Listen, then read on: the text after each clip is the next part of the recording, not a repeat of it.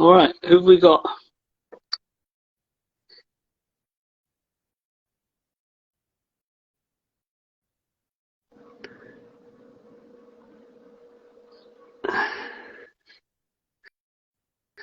We're just waiting on Michael.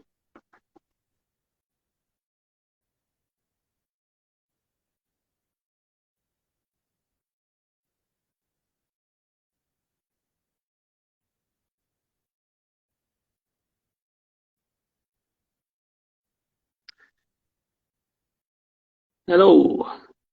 So you in now, Michael? I think I see your name.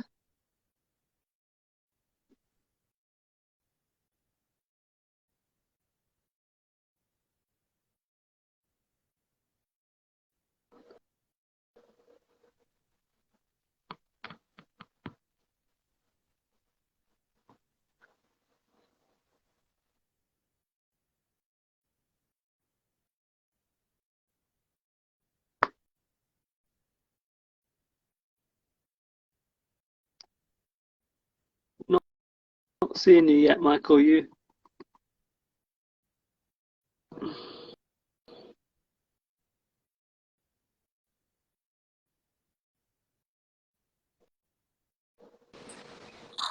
Hey, there we go. Hey, how you doing? Yeah. Thought I was here on my own for a minute there. What's that? I thought I was here on my own for a minute there. Yeah, sorry, Instagram didn't have access to my camera or my microphone, so it took me a second to get that set up, and now everything's good. Oh, all right. Well, you're in, so let's get started. Sounds great. So, welcome to the Pass-the-Baton Interview number 23. No, 22. And I've got with me Michael Anthony Adams Jr. I'm going to interview, and I'm Joseph J. Dowling, who was last week's interviewee. So what brings us here? We are a community of writers united by our passion for writing and a common challenge, which is word improv. What is word improv? A writing challenge where writers write a story using a set of new words. A story is broadly defined to include a tale, poem, skit. There's no character minimum or limit. You can learn new words and participate in word improv by following word Sleuth. That's word SLEUTH on Instagram. So this is part of the Pass the Baton interviews, where one writer will interview another, and then the interviewee becomes the interviewer, and so on and so forth. So you, the community, can learn about our work and about individual writers. So I'm going to introduce Michael now. Michael Anthony Adams Jr. is originally from Whittier, California, and I had to look that one up because not familiar with the land, but apparently it's part of Los Angeles. Is that correct? That is correct. Yes.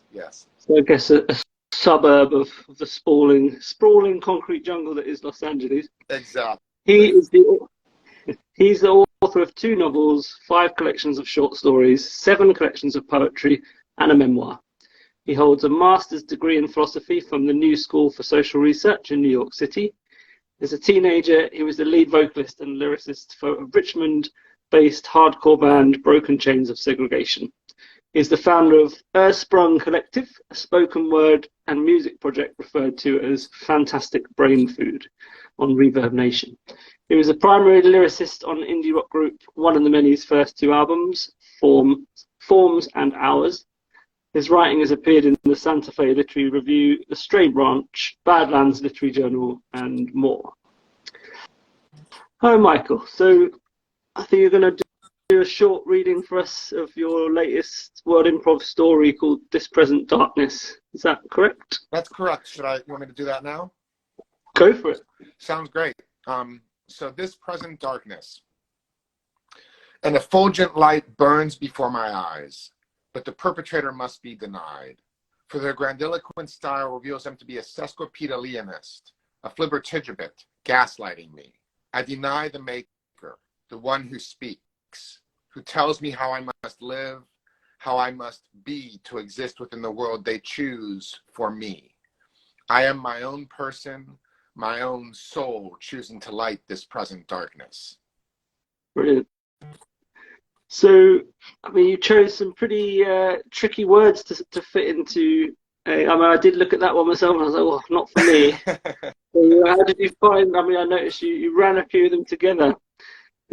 How come you end up choosing those particular words? That was actually my first word improv. It was shortly after I first discovered the word improv poems, and Yeah, I just started playing with the words. I thought that, so the words, if I recall correctly, I think were let me see, effulgent, grandiloquent, sesquipedalianist, flibbertigibbet, and gaslight. I think were the words that I was working with on that. And yeah, I saw those words, and I wrote like a short paragraph that kind of told a little story about the words that turned into the first the first stanza of that poem. yeah. And yeah, it just kind of flowed for me from there. It wasn't it was a lot of fun though. I've done a couple more since then, and they're all a lot Okay. of fun. And is there a reason is it feel almost like a two-part poem? 'Cause I noticed you've sort of stacked all the word improv words into the first half. Was Oh, that a conscious decision? it wasn't so much a conscious decision. It turned out that, like I said, I wrote more of a prose piece at first that kind of used the words, and then I took Yeah, that prose piece and turned it into the first stanza, and then I realized the stanza needed more explanation of right. what I was trying to get at with it, and so I wrote the second stanza, which didn't have any of the word improv poems in it, but I thought explained what I was trying to get at with Yeah, the larger words and more obscure words from the word improv challenge. almost a call and response, I suppose.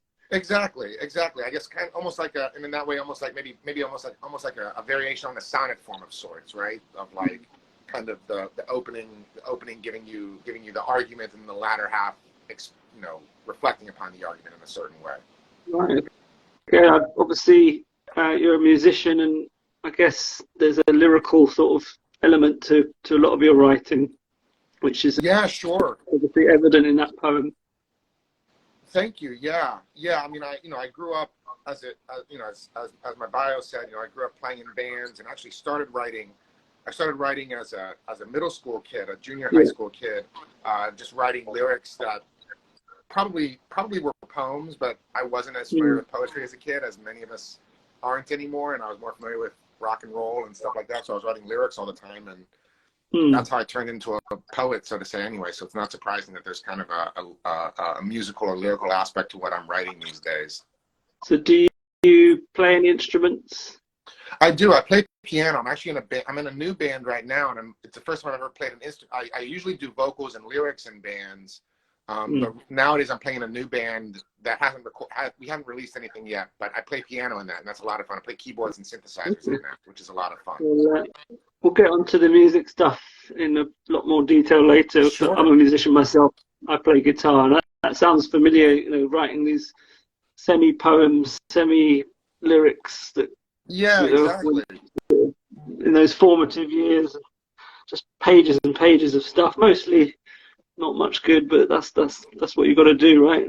Yeah, I've actually put together a little zine that I haven't made. I just hand it out when I do readings and book fairs and stuff. But I have a little zine of some of my lyrics from middle school and early high school that I put together Okay. that I'll give to people with my books at times. But it's not. I should probably put it up on Etsy to actually sell it in some way for people. So I'll maybe do that soon. So you got pride of the stuff you wrote when you were young? Because I threw mine away. I I've threw mine heard away, myself in most of it. apparently I made a book at like I don't know if they had Kinko's in the UK, but like a little copy place, just Xerox pages of my poems for my mom when I was a kid, and I found that book maybe 5 years ago, and I was like, Yeah. I should just make a zine of this book and just hand it out to people. It's kind of cool, like to read stuff that I wrote when I was in middle school. Very angry, but very cool to read stuff that I wrote when I was in middle school. Yeah. Anger. Yeah, that's the main overriding emotion. I think was in my stuff at the time, or from an age of about 10 when I was writing. There's a lot of anger in there. But anyway, Exactly. so at what point did you make this transition from lyricist, poet into writing novels? So when I graduated high school, I decided to stop playing bands in local bands in my area and go off to college with the intention of being a novelist. I always loved novels as much as I loved music. Yeah. I I loved horror novels as a kid. Stephen King and Clive Barker were by far my favorite writers, and I just started studying novel forms and short stories. And by the time I graduated college, I started working on my first collection of stories with the intention of kind of building up my prose writing skills to be able to write a novel at some point in time. And then I eventually wrote my first novel after that, you know, and then I've gone back and forth between poetry, novels, and lyrics kind of ever since, written short stories as well. But now I'm trying to focus much more on novels in general. Like I have a lot of ideas for novels that I would like to write before I die. And Same. The rate at which it takes me to write a novel, I feel like I need to really focus on these and try to get them written over the next 40, 50 years. Yeah, the clock, I feel that clock as well. I completely get what you mean there. It's like so many ideas. I've banned myself having new ideas for the next year, I think, trying to get a few of them done. Exactly. Is that why you went to New York? Because of being the literary home of America, I suppose. For sure. You know, I think I went to New York because I want to be an artist, and you know, an artist, a writer. I consider that a type of artist, and New York certainly has a great art scene, and I also just wanted the excitement of living in New York at that point in time. I was 23. I think right after I graduated college, I moved to Boston for a year, and then I moved to New York from there. And I wanted the excitement. I wanted to be part of a scene. I had all these visions of like the poets from the 50s or the lost generation from the 20s. And thought I'd find a scene of writers in New York, which I never found, but met some great people and made a lot of great friends while I lived there. So who was that? You're not there now. You're back in California, I assume. I'm not actually. I'm in Baltimore, Maryland now. Okay. Right. Yeah. So, what years were you in New York then? Because there's so much interesting history in that city. But what was your timeline? I'm sorry. What was that? One more time. What years were you in New York? Oh, I was in New York from. I was in New York from 2000. On there so I can get the triangulation. Oh, hold on. We got their followers. Can you mute yourself, Sean, please? No, I don't. I'm just on. Sean, can you mute yourself, please? I think we're good.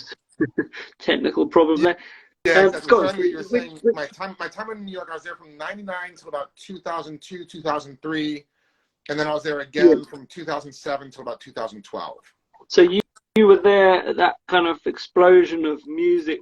I just watched the Meet Me in the Bathroom documentary. Sure, that was my first one in New York. Was very much that world. You know, I mean, I bumped into the Strokes and what's her name, Drew Barrymore, one time shooting pool together at a bar back in the day. Didn't even know who they were. I knew who Drew Barrymore was, but I didn't know who the Strokes were. I didn't recognize them. They were just starting off. Wouldn't any of those clubs that you know, the I haven't sort of seen dive them. I used to hang out at Arlene's Grocery a lot. Did they mention that in there? Yeah. I used to go there a lot back then, and a bunch of clubs there on the Lower East Side. I know there were a bunch of them right around each other. I can't remember all the names, but I went to those. The other ones that I actually went to, probably even more were more influential on me, were actually the rave clubs at the time, because that was the end of the rave days in New York, and the Tunnel and Twyla were still open uptown or up in Midtown, not really uptown. And I used to go to those clubs a lot, and those were really influential on me because I've never really been a part of the rave scene. I'd always been in the punk scene and the rock scene, and that world was very influential on me at that point in time. Okay, so you're a slightly different vibe that you were in at that time, I suppose. Same for me. I know definitely that era. I kind of was still on the tail end of the 90s rock scene, and then the dance music scene in the late 90s, which had caught me as well. So yeah, definitely. It's funny how when you look back I was definitely still more. I definitely didn't look like a raver. I definitely looked more like I belonged in the Strokes than anybody else than anywhere else. But because I'd never really been a part of the dance scene, it just kind of floored me, and it seemed so positive and interesting to me at that point in time. And I felt like it. That was actually when I got inspired to start the Earthspring Collective project that I mentioned in my bio, which is basically my poems over top of electronic music. And I was thinking a lot about like electronic music as kind of like the new jazz and DJs. I was thinking about like you know, I remember the scene from On the Road where Jack Kerouac is like at some jazz club just shouting like "blow, man, blow" to like the trumpeter, and I was thinking about that with like in relation to DJs and dance and like and writing as well. So it was all very influential on me, as I'm sure for you as well. You know, I mean, as an artist, as a writer, like everything comes together to create what you wind up creating. So that's kind of where all that came from for me. So talking about the writing, so you said you started writing in sort of middle school times and made that transition through college. So tell me a bit about your novels, because you know, you've got two novels that you've written, Crossroads and Adversary's Good News. Was Crossroads the first one? Sure, yeah. Crossroads Blues was my first novel. I wrote that in the mid-2000s, shortly after I left New York the first time. It's based on the story is about a young man living in New York at that period of time. And the Twin Towers go down, and he loses a woman that he was in love with in the Twin Towers, and it sort of is a stream of consciousness story following his kind of descent into insanity, so to say, after that happens, and his views of politics and religion and the world after watching the Twin Towers crumble and really losing a young person who he cares a great deal about.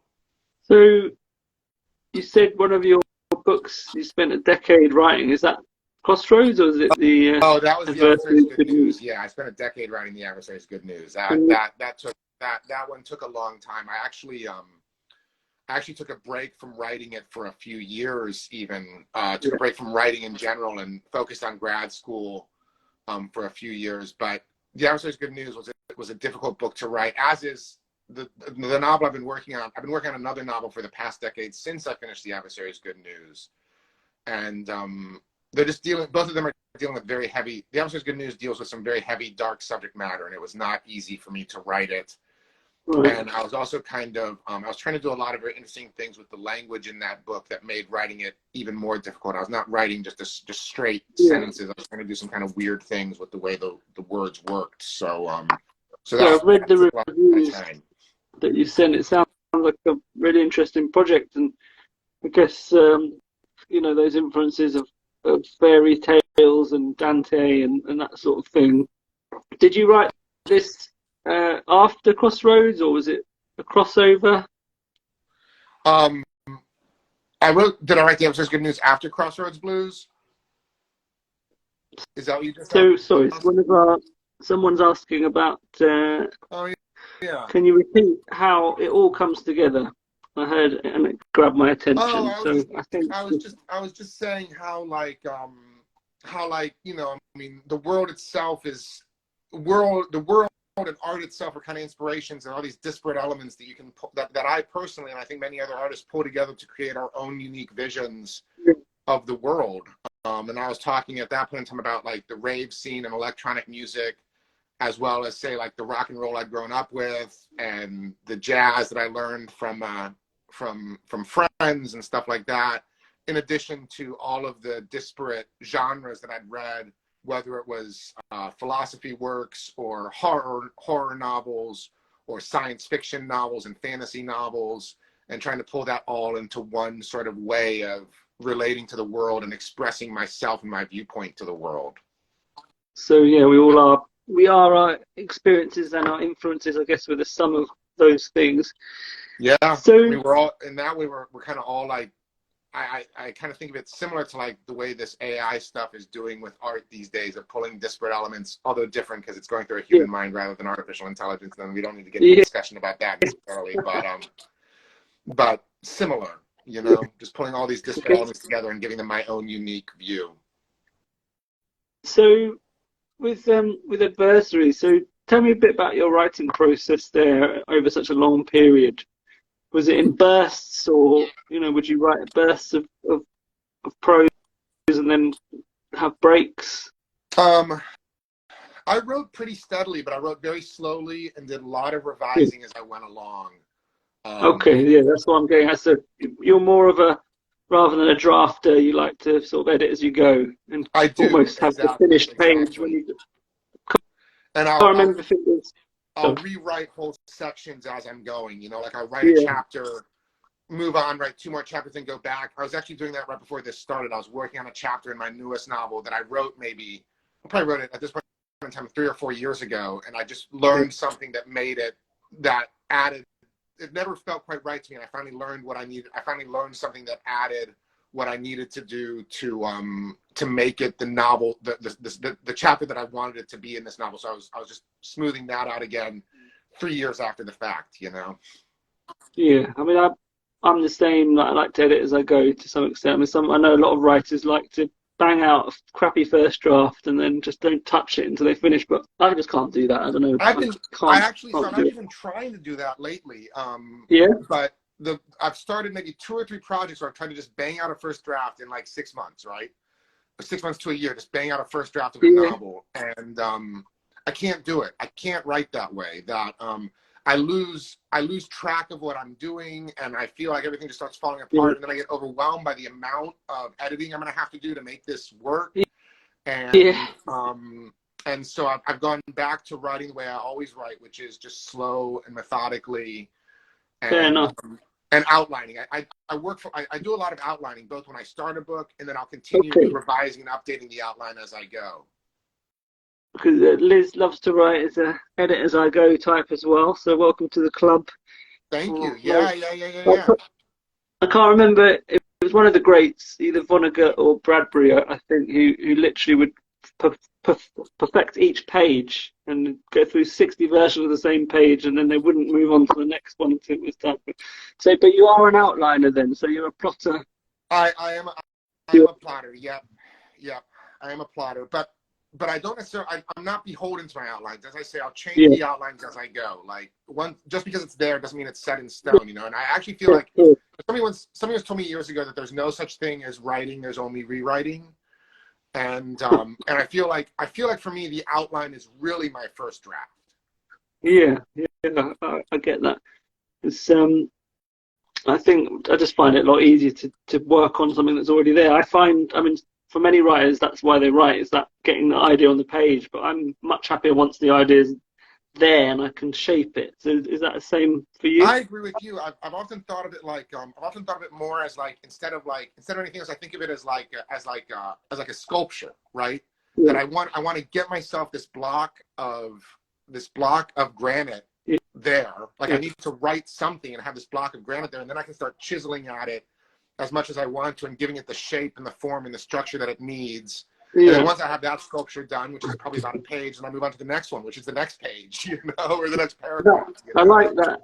I like that analogy. The word, thinking of the rough draft as the actual granite rather than any sort of sculpture. So great to learn about your writing process, and I always love learning about how other writers do it, because I think we're all a bit idiosyncratic. For me, I just have to know the ending. Do you always have your ending in mind? Because that, for me, is the key. That's the key for me. That's what I've learned. Because as I said, I've tried some different ways of writing recently over the past few years, and what I've really learned through trying some other ways of writing is that what works for me is that I have to have the ending that I'm sort of rushing towards in order to complete what I'm doing and know where I'm going. That if I don't know the end, like, for me at least, what am I doing? Like, plus it's also just like a motivation, because I have this, once I have the beginning and the ending, I have this whole vision of the story that I'm trying to tell, and then I just want to bring this vision into the world, you know. So it's also motivating for me to know the ending. Yeah, for sure. Obviously Stephen King is one of my huge influences as well. Running Man was probably what was one of the first adult books I ever read, and I was just obsessed after that. But as you know, Stephen King's a famous pantser who never knows the ending. That's what started inspiring me to try to do more pantsing rather than plotting. Because I actually, maybe about a year ago, I was at kind of a creative crossroads, and I was like, let me just go back, and I want to reread Stephen King's books, go back to my roots when I was a kid, the first writer who ever really inspired me to be a writer. And I started rereading his books and thinking a lot about him, and I've been rereading his for the past probably 6 to 9 months, I've been trying to reread his works in order, which is like 78 books. I don't think I'll ever make it through all of them. But I've made it back up to like, I just finished the Night Shift collection last night. So I'm only in like only in the late 70s at this point in time. So it'll take a long time. But, Night Shift, yes, he was very, I'm sorry, what were you saying? Night Shift is a masterclass in short storytelling, you know. Oh, for sure. They're great. So many good ones, isn't it? I actually, the first book that when I reread The Shining, or not when I reread, I'd never actually read The Shining before, because I'd seen the movie so many times, I just never bothered reading the book. And I was just floored by that book. Like, to read a new Stephen King book that is old Stephen King was so much fun for me. And just great. Next, I'll be reading The Stand, so which I've read numerous times when I was a kid, but I'm excited to read it again.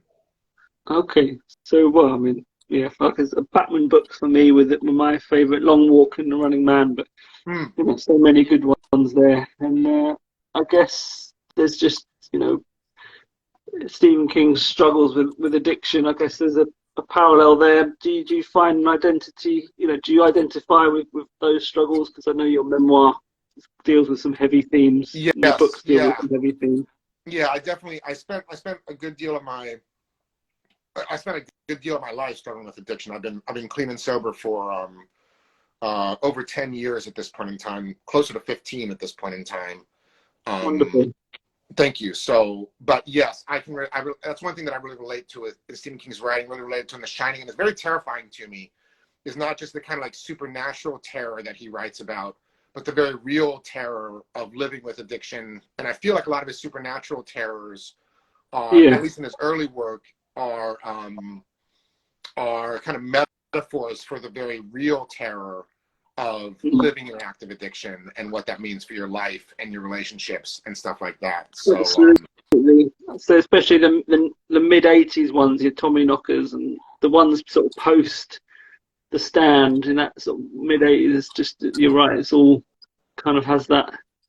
Very much so. Very much so. Well, and then the one that I've always thought of ever since I first started getting clean in my early 30s was The Dark Half. That is completely the idea of an addictive personality to me. Like that's just a metaphor for an addictive personality in many ways. I'm sure it's much more than that. I haven't read it in a long time. But So your pen name is Raphael Sivad. Where did that come from? And tell me a bit about that and why you're not using it anymore. That started. So I originally started when I started the Earthsprung Collective project. I started publishing my work as well.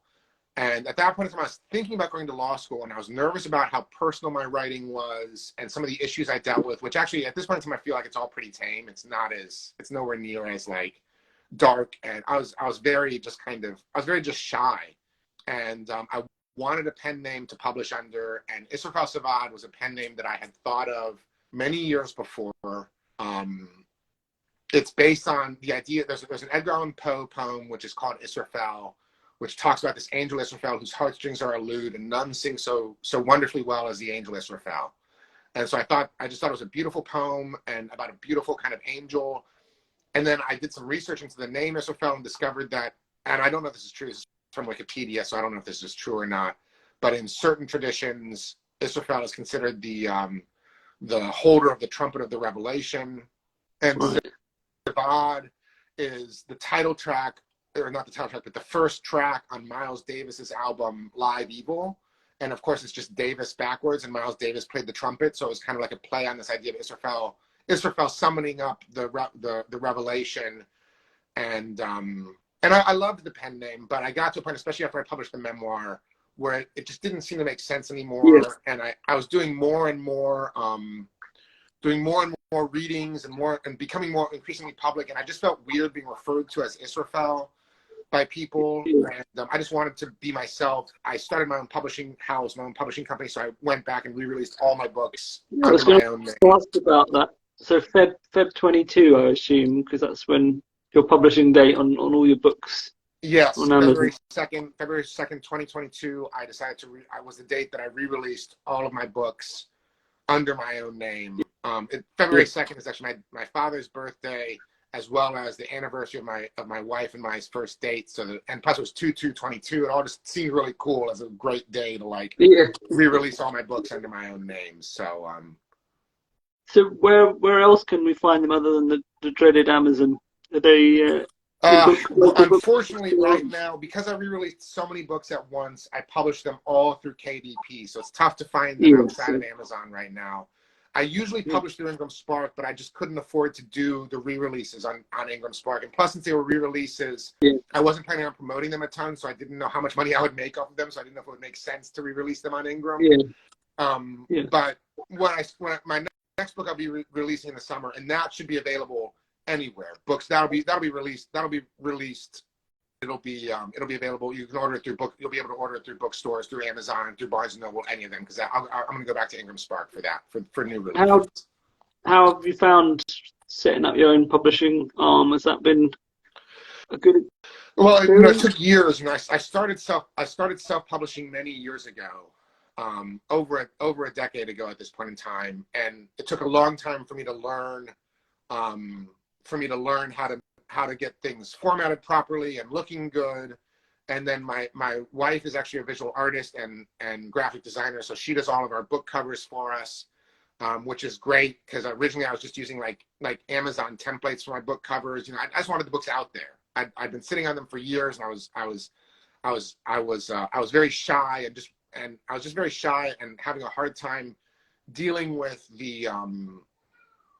the process, with the agenting process and and traditional publishing process, but it took a long time. But now it's pretty simple. I know what I do. We're actually going to be branching out, probably publishing some other writers in the next couple years. Oh, nice. Okay. I'm in talks with some other writers to start adding them to our roster. So it's going to be a real publishing house soon, not just me. My wife has a book we're going to be publishing as well sometime in the next year or two. So it's been a lot of fun. It's been a good process. I'm sorry, what were you saying?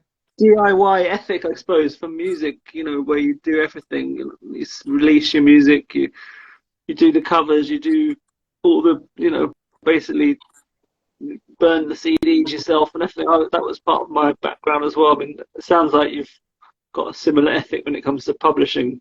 For sure. I mean, that's what eventually happened is that I felt like, so what happened to me eventually was what I realized was that I had spent, for some reason with books, I thought I needed to go through the gatekeepers. Yeah. And not that I have anything against the gatekeepers, like that's fine. And they do, traditional publishing does a lot of good for the world. But I realized, and for the literary world, but I realized eventually that my roots were all in punk, and I'd always done everything myself. Always, never worried about whether or not somebody told me I could do this, or somebody told me that this could be published, or somebody fronted me the money or the marketing or any of that. And so I finally just embraced the fact that I am a DIY writer, and I come from a DIY aesthetic, and those are my influences. I look at the independent record labels from the '80s, like Discord Records, which was started in Washington D.C. by Ian MacKaye. SST Records, which was started out in Los Angeles by Greg Ginn of Black Flag, and all of those punk labels and the artists who were releasing their own music and then branching out and releasing their friends as well, which is what I want to do next with Six Seeds Press, which is to just start releasing friends of mine and stuff like that as well, who are having a hard time finding their way in the publishing world. So tell me about your current project then. So your third novel. Yeah, so I'm wrapping it up now. Actually, I have 2 books that I'm sitting on right now because I sit on my books for a long time for the editing and reading process. But my next release will be a collection of short stories that's going to be coming out this summer. It's finally ready. We're putting it together. We're doing covers and putting all the marketing collateral together for it. Yeah. So we'll be releasing that in the summer. That's a title I'm going back and forth between 2 titles. It'll either be called Spare Change or Embracing the Devil at the Heart of This World, but it's a series of stories that all take place in Washington, D.C., which I thought was an interesting. I lived there for a number of years, and I thought it was an interesting place to write stories about because people think of it as just government, and I wanted to write about people who live in D.C. and what the city of D.C. is actually like. And then my novel that I'm working on is a novel called Revolutionary Psychology. I'll probably be done with that sometime this year.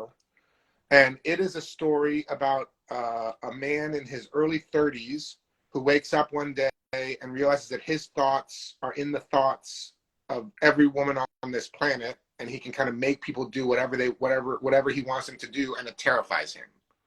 So he kind of runs away from the world and tries to avoid everything, and this ability that he's discovered he can do. It sounds a little more high concept than your other things. That, I mean, your earlier novels out there, they're quite weighty and I suppose a little bit more opaque in terms of all the various things. But this, it sounds very much like a high concept sort of piece about, this is what it is, and essentially another high concept kind of piece. It sounds, it's quite a succinct summary. This is what the book is, whereas I think your other stuff sounds like it's got a lot of stuff going on, quite weighty. There's a lot of stuff going on in this one too, honestly. That's I mean, like The Adversary's Good News, I usually just say it's a story about a man who The Adversary's Good News, I usually describe it as a man who commits suicide and goes to hell and isn't happy, or goes to heaven and isn't happy there, so he figures out a way to get to hell. I feel like there's always kind of a route, like kind of like more genre way to describe what I'm doing. But then I think when I actually start doing it, when I actually get into the weeds of it, it always winds up being, I like to think of my novels at least, more as almost like a literary horror type thing. And by the way, Liz loves to write, hey, I was living in the DMV as well, and I'm still in the area more or less. So nice to see you and meet you. But yeah, so I think there's always a way to, there's always like a simple heart to everything, a simple heart to every story, and then the question is like, how do you expand upon that? Like I think almost everything I've written, the story itself could have been written by anybody, but it's the way that it's written that makes it mine, and the places that the actual story goes. I think that's always a challenge for a writer to explain what their book is about in the old elevator pitch. Yeah, it's a challenge, I think, for all of us. But I just think what you said of the pitch for your new novel, it just sounded, I got it straight away. It was very succinct. Cool. I think. So, thank you very much. I've been talking about that pitch for a decade now at this point. Okay. It's become refined. I know what the heart of the novel is by now. But I taken me 10 years. think that's really helpful for everybody, because I've got projects where I just can't really explain them that well, and I think that's a problem. I know, and the earlier I am in a project, the harder it is for me to make it succinct. Like it's at the beginning, you, at least for me, and you may be like this too, I have all these visions of like where the story is going and what I imagine the story being, and I want to tell somebody everything that's in this story. Yeah. And then as I go on, I realize, no, there's actually like one thread kind of going through this whole thing, and that's what the main narrative is. And then the rest is all just kind of interesting stuff that happens over the course of this main narrative being explored. So I'd like to talk about music a little bit before we wrap up. Did you want to have another poem you wanted to read? Oh yeah, I'd love to read another poem. Let me just pull this up. Actually, let me read one of my poems from my collection, We Are the Underground, real quick. I went back and forth as to what I might want to read, but I feel like this is a poem that kind of takes my. It was sort of a transitional poem for me from the way I was writing, which was very like esoteric and cryptic and stuff like that, into a much more succinct narrative, which is more how I'm writing poetry nowadays. So this is from my poetry collection, We Are the Underground, and I also feel like it's a nice poem to talk about poetry with, and the world. It's called Emerald City, and it goes, this world has no room for poetry, I whispered as I scuttled down the cracked sidewalk between buildings, blocking my view of the world beyond my own greed and fear. Crossing the street, I overleaped a puddle beside the police cruiser flashing blue and red, safety dread. Across the bricked up, boarded up facades, confounding connections with you whom I pass every day. Inspiration drained out of my thoughts. inspired by drab concrete, bustling bodies, and the subway rumbling someplace distant beneath my feet. This world can't be the only one we imagine. In a distant time and place, depending upon which point is seen as the beginning, the Buddha touched his toe to the ravaged earth, and all the sages saw became a world of jeweled beauty. I want to touch my pen to this blank page and create the same. Take all the hideousness imprisoning us here and transform that glass vessel broken by the street into an emerald city.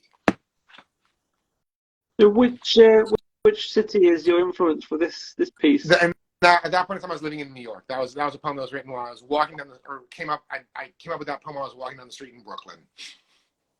Yeah, got that vibe actually. I would have probably guessed. In '98, I traveled to the UK and Europe for one of those summer after my junior year of college, and flew into London and went across to Europe and took a Euro pass and traveled all around Europe and came back through London. But I spent a brief period in London while I was there and thought it seemed like a great city. Yeah, I spent a few weeks in New York last year. I mean, this is very similar in their own way. It's just New York's a lot more condensed, but it's you definitely feel there's a synergy between the two cities. Well, so they're also both economic hubs, which I think is a big deal. Yeah, you know, and literary hubs as well. Yeah, that makes a huge.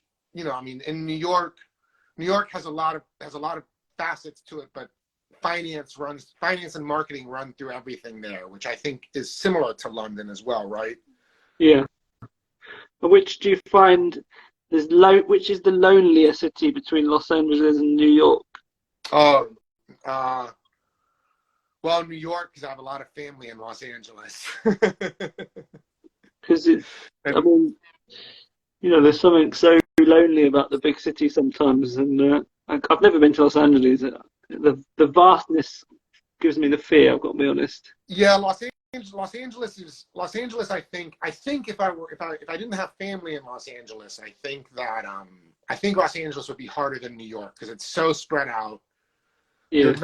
You're not interacting with people on the subway all the time. You're isolated in cars. You're driving down the road. You're not walking places. It's huge. It's concrete everywhere. But I never lived there really as an adult. I've only visited as an adult, and I have a lot of family there, so I'm always with family when I'm there, and I love Los Angeles. It's is there a reason? I really enjoy it. How come New York and the East Coast has influenced your literary output so much more than the West Coast? Well, you know, I moved to the Southeast, to Richmond, Virginia, when I was in middle school, and I've stayed on the East Coast ever since then. I lived in Santa Fe, New Mexico briefly for a little while, but I spent most of my adult life on the East Coast in the big cities, DC, New York, Boston, and then now I live in Baltimore. And yeah, I definitely, when I go back to Los Angeles to see my family, I definitely do not feel a part of California anymore. They've both got such literary, you know, so many greats. I think American literature can almost be divided down the line between New York and Los Angeles. You know, the writers, your Fantes versus your Kerouacs, and all these. And I'm a massive fan of Bukowski, and Hubert Selby Jr. is just pure New York. Bukowski, Hubert Selby Jr., and Fante were probably three of my first, were as big of influences on me as the beat poets were when I was younger. Like, I love those writers, yes. But and I agree, there's kind of a split between LA and New York, as there is in everything. Whether it's punk rock, there's New York hardcore, LA hardcore, there's New York jazz, Los Angeles jazz. Like, they're the two, they're opposite spectrums and poles that kind of ground the United States to two different places, you know, and very different cities and very different worlds. I guess for you, if you spent that much time, you're almost a child born of those two fathers, such different influences.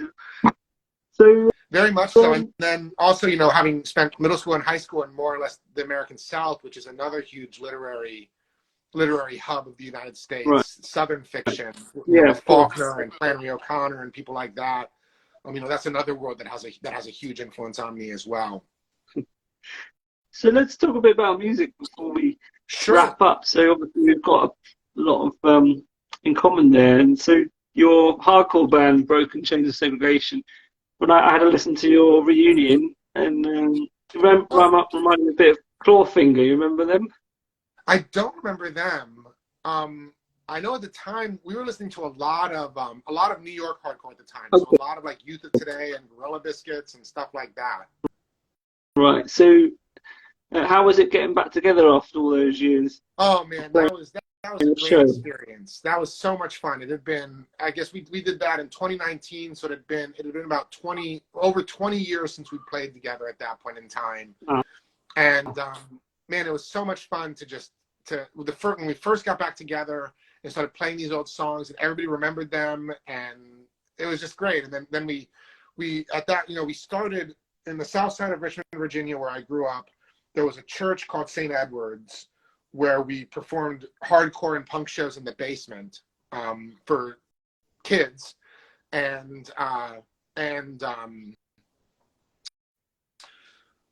reunion was the impetus for us getting together was we did a reunion of all the bands that used to play together at that venue. Not a handful of bands that played together at that venue, and Broken Chains of Segregation, my band, was one of the bands, and so it was so much fun. We booked a show at a local club in Richmond, sold out the place, saw a bunch of people I hadn't seen in 20 years at that point in time, gave them all hugs, saw a bunch of bands I hadn't seen in 20 years or heard in 20 years. It also re-inspired us to re-release our old work. And also with everything that was going on politically in the United States at that point in time, and always in the United States, I realized I felt and believed that our lyrics and music was as valuable and as pertinent today as it was back then. And yeah, it was great. And it inspired the memoir. Actually, my memoir it inspired a lot of, well, not just my memoir, but a novel that a young adult novel I've been working on about that period of my life as well, when I was first playing in those bands, which I don't know what I'm gonna do with that novel. Young adult is not my genre.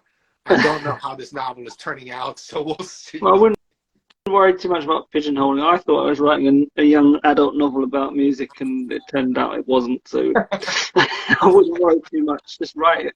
So that, brings me on to something I was going to ask you about music and your writing. So, it doesn't sound like most of your novels have been that influenced by your time as a musician. Is there, you've got a project that's more about that side of you?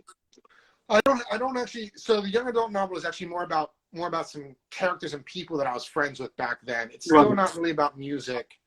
Okay. I've never really worked the music into my writing so much, other than the fact that as a person I was very influenced, as we were talking about earlier, very influenced by the punk rock scene, the DIY aesthetic, and I love music. I'm also an old metalhead, and I think heavy metal is very influential on my writing. Yeah. Punk is very influential on my aesthetic and my business practices of writing, whereas metal, I think, is very influential on my actual writing itself. So, but you've not got much interest in writing a book about, bands or life on the road in that respect? Doesn't it interest you? No, I don't think so. I have an idea for a novel, another young adult novel that I may write at some point in time, which is specifically about the punk and hardcore scene in the 90s. I have these three main characters that I've been thinking about with them, but I don't know if I'll ever write it, because as we were talking about earlier, I don't have an ending for it. Yeah. And until I have an ending, I'm probably never going to write it. Well, I firm believer that the great rock and roll novel still hasn't been written, so it's a hard thing to write about. My second novel, I've got one published, and my next complete manuscript is a docufiction book about a fictional Seattle band in the 90s. So that's my sort of jam, the grunge scene in the 90s. And it's awesome. Are you shopping it around right now? Or yeah, I am. Yeah, so exactly. I'm trying to sell it at the moment, but it was a lot of fun to write, but it is a real challenge because you think the life of a musician is that isn't that interesting? You know, it's hotel to gig, months and months of boring touring, so you don't want to read about that. Right. There's so many Yeah, good you have to focus memoirs in on out there as something. well. So to find an angle is really difficult, I think, and many Yeah. great writers have struggled to incorporate it. Anyway, I was just interested to know if you wanted to take on that challenge of the great rock and roll novel, but I don't blame you for not Yeah, wanting and to. even my idea for a kind of like novel about bands was more going to be a political novel about the Yeah. politics of punk rock and hardcore than Okay. the actual like music of it, you know. That's what I was thinking about more with that novel, was the politics of punk and hardcore, and how they also split between like kind of like more left leaning and sometimes even more right leaning type ideas. Yeah, of course. I mean, so far round, it almost comes down the other side. Right? So Exactly. do you see a lot of parallels between the music industry and the publishing industry in general? I think so. I really think so, especially nowadays. Now that people can actually, with the advent of print on demand and self-publishing and making it more affordable to create books for people. Yeah. I feel like there because there really is, you know, there's traditional publishing, which I think is very similar to traditional music, although of course there's a lot more money in music than there is in publishing. They're not running as tight of margins, I think, which allows them probably to sign more bands and promote more bands than publishers can. But also the lack of, as the internet takes off more and more, the lack of marketing support that major labels and big publishers give to their smaller Absolutely. signings, and then the ability to do things on your own as well. The DIY scene, both in publishing and music, which are things that I believe strongly in, and I've really been a part of. You know, I've always kind of believed, like, if you create, this is just my opinion, that if you create, like, just get it out there and learn. You're gonna have to do your marketing yourself either way. So why? Yeah, that's what a lot of writers, I think, are just a bit naive to that fact that unless you get signed on a, $1 million advance, which is like winning the lottery, but unless even the big five will not give you much marketing budget, that's why they expect you to sort of do it yourself. So, like you say, there's no point waiting around for years if you've got a piece that doesn't quite fit in their zeitgeist. Just get it out there, right? So, I mean, that's what you've done. That's kind of what I look at. And also the other thing for me is that, you know, I mean, I know that there are people out there who are, I don't think I have my friend who I started the One in the Many project with. He's a musician, I'm a lyricist. The One in the Many project is his music with my lyrics. But he told me a story when he was still playing in bands, when he was playing in other bands, about being in a studio and trying to write a pop, and his band being very worried they're going to write a pop song, a pop hit. And the producer basically being like, look, guys, like, you couldn't write a pop hit if you tried. Don't worry about it. Yeah. And I feel that same way about my writing. Like, I have tried to write stuff that's going to fit into a genre and be like a pop type book, and I can't do it. So I'm going to publish my stuff on my own, you know, because it's not going to fit. It doesn't fit right. It doesn't fit right the way that I think a lot of people want it to be, which is fine. You know, I'm creating because I'm creating only because I have this like drive inside of me to create, which I think many of us have. And, absolutely. And I just want people to read it. And as you were saying, as you were mentioning as well, you know, even if you're in a big five publishing, it's rare that you're going to get much of a marketing budget. Yeah. So I feel like if I'm going to have to market it on my own, why go through all the hoops? And although the one thing I would like is to have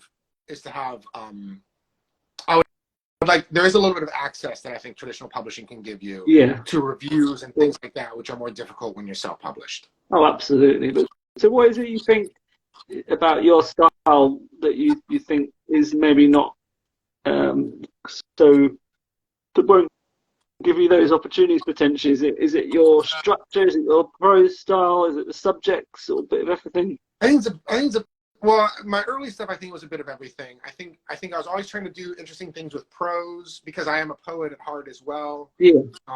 So I think that, and my actual main problem, my main difficulty with publishing is with traditional publishing, is that I am so particular about how my books are structured. Yeah. That I worry about. I really feel that if somebody does not understand exactly what I'm trying to do. Yeah. If an editor does not understand exactly what I'm trying to do, it's going to be very hard for them to edit my work. Have you So I'd rather worked with an editor? I use friends and writing groups to do most of Right. my editing, and then I handle my final edits. I'm actually an editor by profession as well. Right. Okay. So I do my own editing, and that's actually how I'm expanding my publishing house, is through editing friends of mine's work, and trying to get it ready, and they can go traditional publishing, and then many of them I'm like, so if you don't want to do traditional publishing, we can maybe publish it. By the time I'm done editing their book, I really like the book usually, and I'm like, we can probably try to do this with my stuff as well. So you're a freelance editor for other writers. Yeah, novels, I'm actually a journalistic editor by trade at this point in my life, and I do freelance editing for other writers as well now. Yeah. Okay, so have you never wanted to see what the experience is like for someone else? The other side of the coin with another editor, just to see what it's like. I would love to try a professional editor sometime. The only reason I don't do it is I'm not gonna. I mean, I say this as somebody who does freelance editing, it costs so much money to get an editor, and I write so many books that it doesn't make sense for me it just doesn't make sense for me financially to pay an editor to write my book, to professionally edit my book when I can do it myself. Yeah. And I have friends and beta readers and writing groups where I can run my ideas through and get and really get the grist out, so to say. Yeah. I'm coming around to that philosophy, I think, especially if you, like you say, if you have quite a lot of output, unless you've got a quid pro quo going on or some. But as long as you find writers who are not going to be too, they're not going to sugarcoat it too much. You've got people you can rely on to tell it to you straight. Right. I think it's fine as long as you're the sort of writer who doesn't mind editing. But I mean, what's your advice to writers who just aren't that good at editing or don't enjoy it, but can't afford an editor? What should they do? Yeah, I think I would suggest really getting involved with local writing groups, local writing groups, and online writing groups as well. Those have been so great for me and so influential and so inspirational, and have really taught me so much about the craft of writing, just from hearing what other people are doing and how other people do things, and sending my writing through, getting my writing in front of other people's eyes to hear what they think, and sharing my ideas with people. But I think there are ways to do it without having the hardest part is if you are not comfortable editing your own work and can't afford an editor. The hardest part, because I think you can get the ideas out through writing groups, but the actual line editing is so difficult to make sure that your grammar is correct. And I still, I've always been consistent in my grammar in every book. But as I get older and learn more, I find things in old books that I'm like, oh, I was not using this rule properly. So it's consistent in this book, so I'm not going to change it. Or the dreaded typo that you find 2 years later. But or even like I used to put if it was not a direct quote, I used to put my punctuation outside of quotation marks. Yeah, I think because that's how I was taught. That's how I thought I was taught to do it. And I've learned over time that's not proper. No. But my early books, if it's not a direct quote, the punctuation is outside the quotation mark, and I just left it. Like, whatever. Manual style. Yeah, but nowadays I don't do that anymore. But in the early books, I left it like that, because it's consistent throughout the book. So I feel like grammar is kind of malleable. I consistent in how you do it. There's so many readers, I think, who write off a book if it doesn't follow the exact rules. But look at McCarthy, look at Hubert Selby, look at Bukowski, probably three of my all-time favorite writers, and none of them use punctuation correct, if at all. Exactly. That's. I mean, I feel like the purpose. That's why, to me, the most important thing is to be consistent, unless you don't mean to be consistent. To just know what you're doing and have a reason for why you're punctuating things the way you're punctuating them. And I think that the biggest problem for writers who for younger writers and writers who are not as comfortable with grammar is just maintaining that consistency. That's what I run across when I edit people's work, is that if they're maybe not as comfortable with grammar, they may not be as consistent with how they're not using it properly or breaking rules. And that then becomes a big red flag for me, because then it starts looking like, to me at least, like maybe you don't know what you're doing, so to say. Yeah, so you're not, I guess you're probably not a big into all the normal perceived wisdom of adverbs and tags and all this. So I am, you know, you're talking about like using adverbs in your writing? Just all the general perceived wisdom. When I was younger, I was not as into it, but as I've gotten older, I've become more and more increasingly interested in, and increasingly interested in more traditional rules of good writing. Although I will say, it's my opinion that most of the rules of good writing today come from Ernest Hemingway, who was a journalist. Yeah. And all of American journalism basically comes from the idea of cutting letters and words out of copy in order to make it not cost as much to run it through a printing press. So I'm kind of like, most of these rules of good writing today and what we expect good writing to be is all based on economics, and it's not actually what is interesting writing or even powerful writing. So I only put stock into the extent that that's how people expect the books to be read. Hemingway is an interesting example. I mean, so many people just hold him up as this gold standard, but I've got to be honest, I think he's a bit overrated. I actually love Hemingway, but my complaint about him is that his rules of writing, which everybody has taken since him, as so important and serious, are based on American journalism, which is based on economics. Like, the reason we don't have U's in American English, and the reason we don't have a U in the word color in American English, is because it costs more money to print that extra U. Well, that's the new one to me. I didn't know. I've often wondered, and that's interesting. It all comes from journalism. It all comes from journalism and the cost of the printing press. So, I mean, I'd probably go in the other way. I mean, I think they say you should adhere to the rules until you understand them and then break them, but you've kind of gone the other way around, right?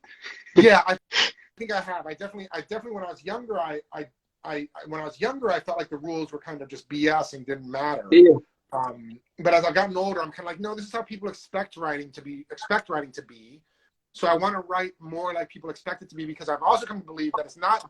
When I was younger, I also thought it was all just about my own self-expression, whereas I've really come to believe that it's about me expressing myself to others.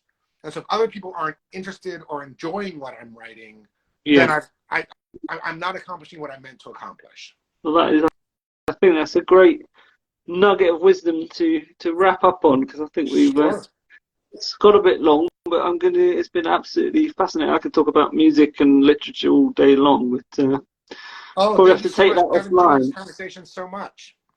Great. Well, I'm going to do the housekeeping now. So before I do, is there anything you'd like to promote about your work, or is there anywhere? I mean, I've got your website here. And your that was the only thing I was going to say, is that if people have heard anything they enjoy or like, just to check out my website, michaelanthonyadamsjr.com, and you can say it again as well. Okay, well, I'm Joseph J. Dowling, and you can find me at josephjdowling.com or at Joseph J. Dowling in Instagram as well. And if you want to check out my novel, it's called Mandate 13, dystopian thriller that you can get at all the usual channels. So what is next? So in 2 weeks, we will have Pass-the-Baton Interview 23, which will take place on Sunday, March the 26th at 12 p.m. noon Eastern Standard Time, 9 a.m. Pacific Standard Time. And Michael A. Adams Jr., which is you, will interview Symphony Hale. Symphony Hale Gabriella. Oh, Gabriella will be the alternate, sorry. You will interview Symphony Hale, and Gabriella will be the alternate. So all it remains for me to do is to say, check out Word Sleuth on Instagram and get involved with the word improv challenges. And if you're a writer and you'd like to be featured in one of these Pass-the-Baton interviews, just drop Word Sleuth a direct message, and that's all now. So it's been a pleasure to speak to you, Michael, and probably going to take this offline. I've got lots more I'd like to talk to you about, but for now, this will be farewell. Thanks so much. I really enjoyed the conversation, and yeah.